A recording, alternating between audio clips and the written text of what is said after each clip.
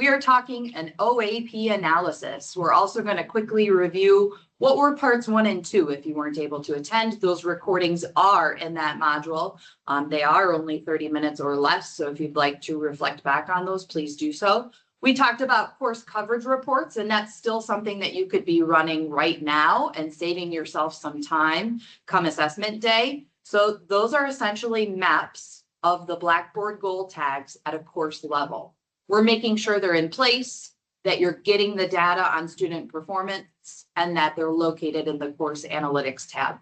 You run them, they generate a PDF, and then you have to place them within your program specific folders, which are already open, visible, accessible to everyone. So we recommend running those at the start of the semester. I know that checklist is pretty busy as it is, but then you know the tags are there. You know that the students are going to take that assessment, you're going to get the data, and you're going to have what you need come assessment day. But yes, those links are in the assessment day module for program specific folders, and your program is each listed out to where you can start putting those in there. We then looked at program assessment maps. And again, we did like a what, why, how, when, and where. We're breaking all of this down. So now that was a map at the program level, right, for our higher level outcomes, i.e. the program outcomes and the college-wide core abilities. But it can also show, it doesn't have to, but ideally if you do it, when it's introduced, when it's practiced, and then finally when it's assessed, the IPA model.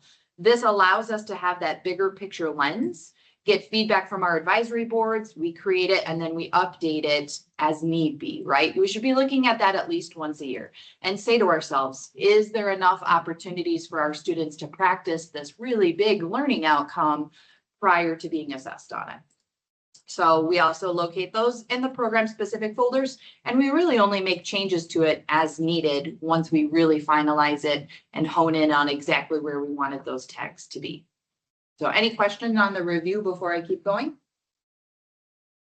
Those were parts 1 and 2. I don't want to forget about those deliverables. So what is an OAP? Let's start to break that down, because first of all, it's an acronym and we have the terminology. So essentially what it is, you can call it a 2 or 3 different terms here. It's a plan, it's a goal, or it's an intervention. It's created by interpreting some assessment data and determining what changes we can make at either a course level or a program level to improve those assessments for our students.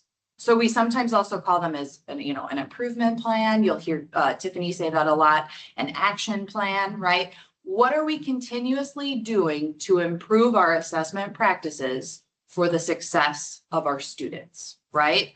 What I did 10 years ago for my students did not work by the time I was teaching a decade later. Like, you had to change, you had to adapt, you had to modify your assessments to the needs of the students, and were they meeting the needs of the students? So that's what we're really doing. And in order to talk about the analysis, I mean, the focus is going to be on our analysis today. But first, the OAP plan has to be made. So we'll talk about that coming up. But essentially, the steps are, we pull the data. Where's the relevant data? And we actually have a ton at our disposal, whether you realize it or not. There's a ton of course level analytics within Blackboard. You can look at smart evals. You might have a third-party tool or analytics within a software that you use for the students, right? Like the nursing program, Excelsior, did I say that correctly? Hopefully. I know that they have a ton of analytics at their disposal in there. Blackboard Pyramid, where all of those goal tags funnel into. Even student emails. Did you have a project where students emailed you and you had 5 or 6 emails with the exact same question? That's data. And that tells you that, oh, maybe I needed to change my instructions on this assessment. Okay. So there's tons of data. Good question. Absolutely. Is there a repository for smart evals to be reviewed? What the Office of Institutional Research and Effectiveness does, I believe, is emails it out to each of the individual faculty with a link to then be able to look at their smart eval responses. Yeah, and John I believe you can also get into smart evals and review past information in there also. I believe in Blackboard, if you go to the left-hand side with like the navigation, and then there's the tools area, there's a landing page for smart evals there as well. And I think that's another place you can access it. Correct me if I'm wrong. Yeah, Tracy is saying there's a link under the faculty quick links for smart emails. Yeah. Oh, It's under, yeah, that faculty quick links card on your Hmm. My BTC page. There's one right in there, smart eval. So just make sure that when you go to log in, you use like your single sign on. And then it's your same login that you use for Blackboard and all that. And you can log in and look at them. Great question and good to know. One because of we the don't things have that you're access gonna to want, because I'm sure the response rate's not where you probably want it within your class unless you really take the time to make space for students to fill that out as you conclude your semester. So make a plan for students to do that. I know there's some classes, IT, their capstone assignment does not open up until they've indicated they've done the smart eval for the course. So I know we are also looking at some changes in questions potentially for next year in there to make it that much better, to get better feedback for you on how to improve your teaching in your class for students. Yeah, it's a good data, information area to look at for sure.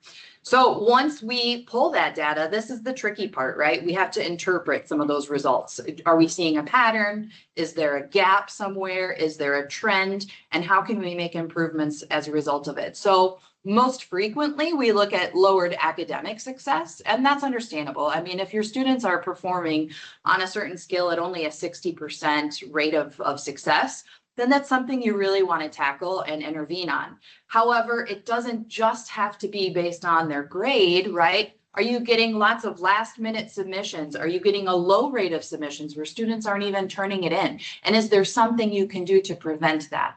So there's other metrics. And in fact, we can talk about that, but when you make an OAP, I don't necessarily think that just raising the bar of the academic success again and again is a good intervention plan. It's just making it a little bit more unreasonable and unrealistic for future students. I think we need to look at, all encompassing areas of assessment and how we can improve it rather than just their academic performance. So what improvements could be made? It could be something as simple as more practice opportunities. Maybe the timing of the assessment could change. Maybe you could break up the assessment into checkpoints that we've talked about, that scaffolding that Dr. Weber referred to as well. And then finally, come the end of the year at assessment day, we analyze what we've done. We made those plans, we went through with those plans, and we ask ourselves, did our changes make an impact? Was the goal met? Did students' academic performance increase? If that was the case, what do those surveys say? Or are all the results the same? Did nothing change? Okay, so that's the analysis portion that we're going to focus on today, but I couldn't talk about that without talking on how we form an OAP in the first place, right? Okay. And I just want to give you some friendly kind of like reminders before we get into the analysis portion. So we're making these data-driven and informed decisions essentially to improve our assessments and to help student success. That's really what it is, okay? And OAP is not an evaluation of you as a faculty member, right? So if you didn't meet that goal, it does not mean that you fail. It doesn't mean that like we're looking at you poorly or like you're doing something wrong. No, you're still trying, right? You're making a goal, you're having a plan, you're trying to do some interventions. If it didn't work, we can tweak it. We can modify it a little bit more and try it again for the following academic year. And I'll even show you an example of that. Really, the ultimate goal is just continuous improvement, right? We want that for student success and we want to document it for our processes and to show to HLC, right? So that's the ultimate goal in the long run there. So we have a 3-question framework that I have that I really just want to simplify and to break it down. When you analyze your outcome assessment plan, really just ask yourself, what was the plan to improve? What were we trying to improve from our students? What does the data tell us, right? Based on that goal. And now what's the next move? What's our action plan moving forward based on if you did or did not meet that goal? Hopefully that helps. A simplified question framework, which you're going to come back to in just a second. So this is a step-by-step, but I want to start by saying that if you don't have your OAP done, this is often the least completed assessment day deliverable for all of our programs here at Blackhawk Tech. And I understand, I think it's a combination of it's difficult and or confusing, we run out of time, faculty aren't sure what to do, they don't even know where to start, right? It can be a very frustrating process, but I guarantee you we could get an OAP written for you still. It could be very small, realistic, and reasonable, and I could do that with you in one meeting. So if you're interested in that, if for some reason you don't have one, it's not going to be like, hey, you're in trouble. It's no, let's help you. Let's get a plan written and let's make it reasonable for you come assessment day so that you feel a little bit better. Okay. So what we do is we revisit the original plan, which hopefully you're doing that like towards the start of the semester each term too, ideally, right? You open up your OAP that you made for the 2025 to 2026 academic year from your program specific folder. Then we start to pull that data and collect the evidence and say, did I meet this or did we not? Did the students, improve? Did the results improve, right? That's the interpretation. Does the plan need to continue or should it be modified because we didn't quite meet that goal?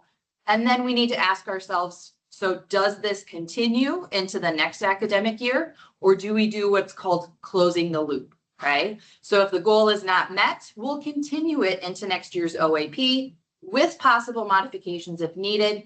But if the goal is met, then we close the loop, we document that, and we move on to other interventions. But it doesn't mean we're done forever. It says down there at the bottom, closing the loop doesn't mean like, oh, that assessment's done. The students did really well on it and now I'm done with it and I never have to come back to it. No, it's just like, it means the goal no longer needs active intervention and maybe a few years down the road, you come back to it and you make some further interventions because now it changed again based on the needs of the students, right? Does that make sense so far? A step-by-step of the analysis. No questions so far? We're doing okay? I got nothing. Okay.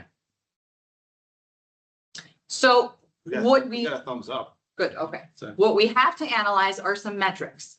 There has to be data, right? Of some kind in order to show whether or not there's been an increase, a decrease, has it stayed the same? So there has to be metrics tied to it. Most often we look at a grade and a score, but like I said, it doesn't always have to be. It could be a rate of submission. How many submissions are you getting within that very last day when it's due? And maybe you want to make improvements on that. The timing of the submission, the progress that the students are making towards it, things like that. There's lots of other metrics. Could it be even the rate of smart evals that you're getting and you want to improve that so you have more data from those surveys? That's been an OAP that I've helped faculty with before too. And that allows us to say, yes, we met this goal now that I've pulled the same data again from the previous year, or no, we did not, okay? So you have to have those metrics in place. There has to be quantifiable data in order to know that you've made those improvements. I would say, No, go I ahead. would say this is probably the area where we see faculty, I don't want to say make a mistake, but they pick multiple objectives to work on. And I think that comes from a good place, but I think that I think it's more effective. What we've seen more success is where faculty focus on one specific course competency or course outcome, and then really come up with an intervention plan just on that. I think where we've seen faculty take on multiple course outcomes, I think it's less likely that those are going to be successful. I get it. I know it's frustrating to know there's a second, students need to know all of these course outcomes, and if they don't, they're not going to be prepared for the next class. So it's frustrating to not have a plan for one that you want to work on. But I think we've seen more success where faculty really focus on one course outcome, really come up with a strong plan for that. Mm-hmm. That tends to work more effectively. And then the next year, focus on a second outcome or a second metric. I totally agree. Less is more. And if you laser focus on one thing and you know and guarantee that those results improved, then you know your practices are working and you can put that practice in place elsewhere the following year, right? Wow, this really worked. My assessment results were fantastic. Now I can apply that same practice to this assessment in another course, right? Less is more when you have 8 different plans going on simultaneously. How do you know where one worked and the other didn't? It's a little bit misleading to know. So I totally agree. Yes, absolutely. Thank you. And that leads us into the template. And that was actually a really good segue and transition, because this template is, I mean, it's a little bit older at this point. I believe it came from like 2021, somewhere in there. And the creation of it, from what I've been told, is that the program that had our 5 college-wide core abilities lended themselves really easily to all 5 of their program outcomes. And I think a lot of faculty were told that you have to have a plan for every single one of our college-wide core abilities. So you'll see that a lot on our templates, right? But that doesn't mean you have to fill in every single one, in my opinion, and in John's opinion. I think Tiffany agrees. Many of our members of CASEL agree. As long as you have at least one active intervention plan going on every single year, and it's continuous improvement, that's really what we're looking for. So. Yeah, I mean, I think when you take a look at core abilities or program outcomes, you know, those are, it's not on one class. We're not going to remediate that in one course. That's going to take the full tenure of a student to improve. So some programs have that conversation, right? How do we map this out so students improving, gradually throughout the program on this program outcome or on this core ability? But I do think that's harder to remediate in one class. And I think it's also harder to measure in one class. I agree. But I've also had faculty tell me, on the other hand, and on the other perspective, that if they are state aligned and their advisory boards want to see that they're making those continuous improvements in all of their program outcomes or in all of the college-wide core abilities, they want to be able to display, demonstrate, show that. And that's fine. If you want to tackle all of them at once, that's up to you. We're not saying you can't do that either. We're just saying don't feel bad if you have one OAP plan for the whole year. There's nothing wrong with that, okay? And for some faculty, it was even, I have no Blackboard goal tags. Where do I even start? I inherited this program, and it's more of a personal goal now of, okay, I'm gonna get the goal tags in place for X amount of courses, or whether it's my course competencies, my program outcomes, I'm gonna get these tags done by the end of the year, and that's my one OAP plan. That's great. That's fantastic. By the time assessment day comes, did you get all those goal tags in there? Did you meet it? Yes or no, right? If I said all my fall semester courses will be tagged, here are my course coverage reports. It shows that I tagged all my fall courses. That's great. You met the goal, and we'll make a new one for the next year because you'll close that loop on that one. Okay. So hopefully that just makes us feel better about it. But yes, this template is a Word document. It's placed within like those examples of, and I'm going to break it down kind of like column by column here. But like I said, you'll see each of the core abilities being listed out, right? That's the title of the plan, and that faculty tend to pick an assessment tied to each of these college-wide core abilities. But you can rename that anything you want, right? If I renamed this core ability from demonstrate professional work behaviors and I picked a course competency instead in this one course on this one assessment, fantastic. That's great. And that's your OAP plan. Okay. So we're going to break down this template a little bit further, kind of column by column. So this is the template breakdown. So here down at the bottom, you'll see the gray kind of like headers of that OAP analysis. And so I'm just going to talk briefly about each, because I think a lot of times faculty get to this too, and they're like, what the heck do I even put in here? Right? Like, what do I type? What do I put? I don't even know. Okay. So it's assessment day 2026. It's May, right? And I've pulled all my data and I've been looking at it, and now I have my OAP sitting in front of me from 25, 26, and I'm now starting to fill this out. What am I gonna put? So the results score, what are the metrics? What did the data tell you from this following academic year? From the 25 fall to spring 2026, what did my data say? What's the level of success with this goal or plan? Okay. The outcome assessment measurement tool is simply a summary of the results, and then you include what summative assessment you used, right? So it was this capstone portfolio project. Students did this, they performed this way. These are the results. So you're doing a summary of the assessment. Then what was your benchmark from success? You're just kind of like restating that, summarizing that again. So I had hoped that all of my students would perform at an 80% or higher on this. Now I'm going to reflect if I should consider it to stay the same or if I should be changing it. You can reflect a little bit on there too. Okay, so my results were only 78%, and I had hoped that all of my students, 100%, would achieve this 80% benchmark. So I'm really close. And because I'm that close, I think I'm going to keep this goal the same. I'm only 2% away, right? Or, holy cow, I was like 12% away and I didn't make hardly any progress on this with my students. So maybe I should be changing what the intervention is, okay? So you use those results then to say that action plan, really, like what are you going to do moving forward? Are you going to keep the goal the same? Did the goal get met? Or are you just continuing it, exactly the same for another year? And that's totally fine too. Notes would be just any other considerations, factors to make note of.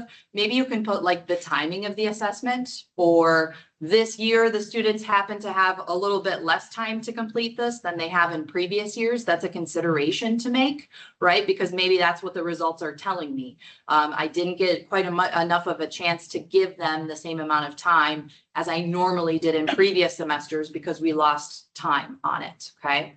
And then finally, just saying, is it met, not met? Are you closing the loop, right? We met it, I'm closing it, we're going on to, a new plan next year, or no, it's not met, and now I'm going to carry it on to my new OAP for the following year. How's that so far? Any questions?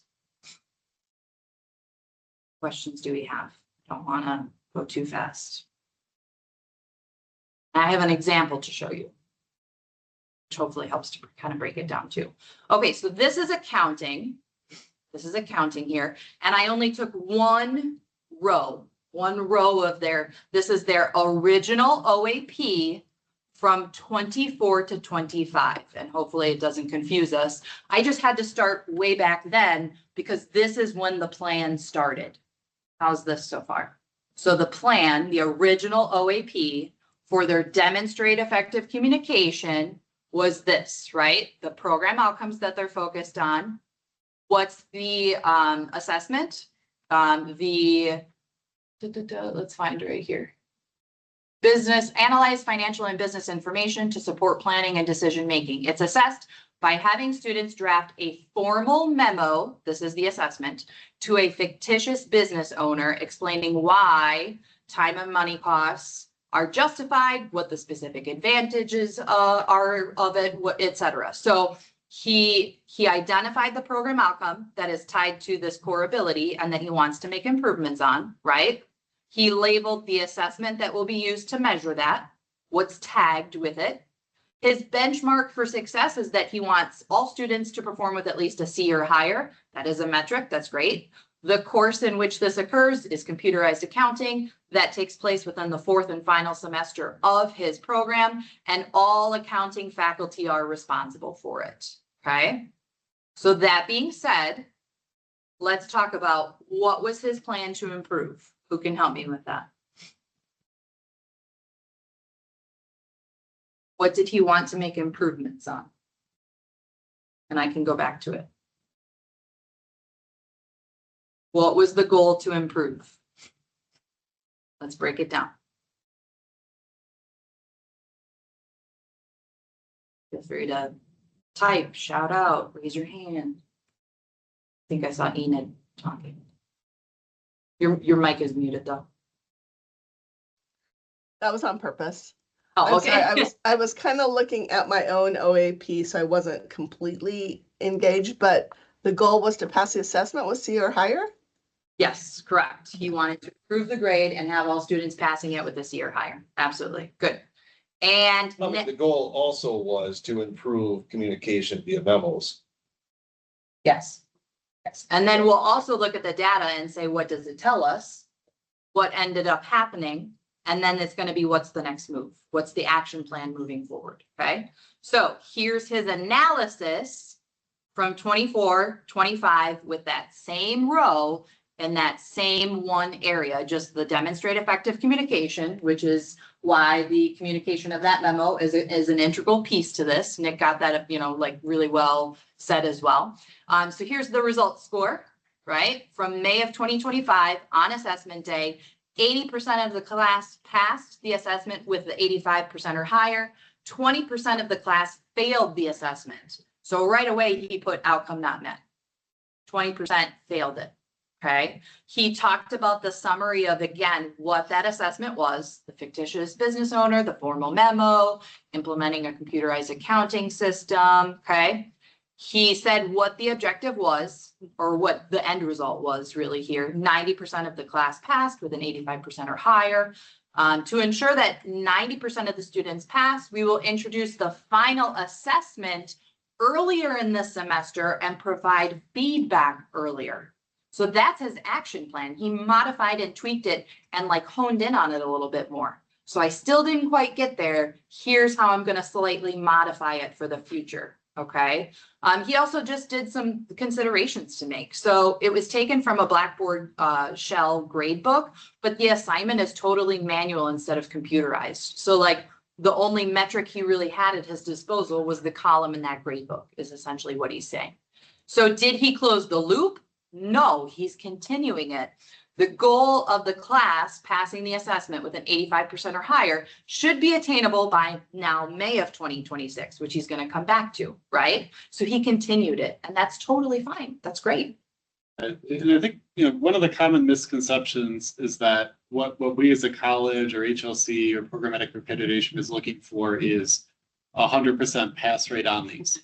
What accreditation is looking for is continuous improvement. Right. So the fact that we're looking at our data, creating plans to improve where we feel is needed, and then tracking the success of that plan, that process, that's what's important. The final goal is not, we're never going to get to a place where everybody's hitting every goal.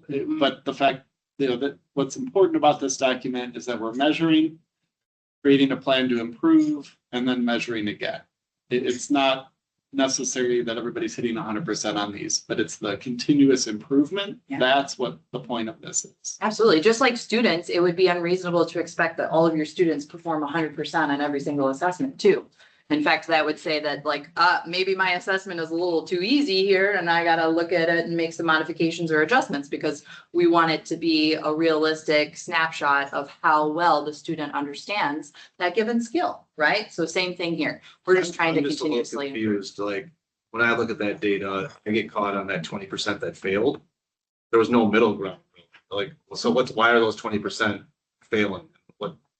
What's going on there? And maybe his instinct told him that he needed to introduce it earlier, right? Yeah. A So maybe. lot of this is faculty's instinct, gut intuition that says like, students aren't doing so good here. And it wasn't just 5 students, it was 20% of the students. But they're 20% What am I- not showing up? what am I Is it doing wrong 20% now? because they're not even doing it is like, so that's.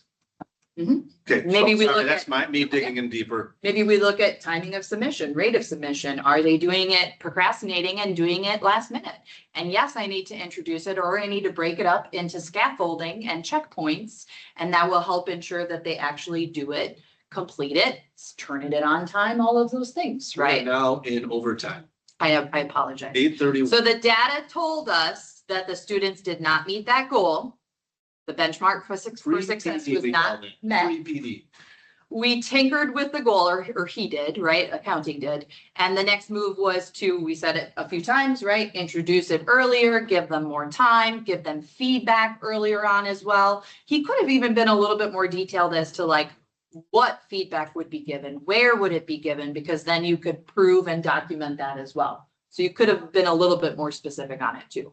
But here is then his new OAP for this current year. He'll analyze it again. We'll see what the results are, right? So he continued it.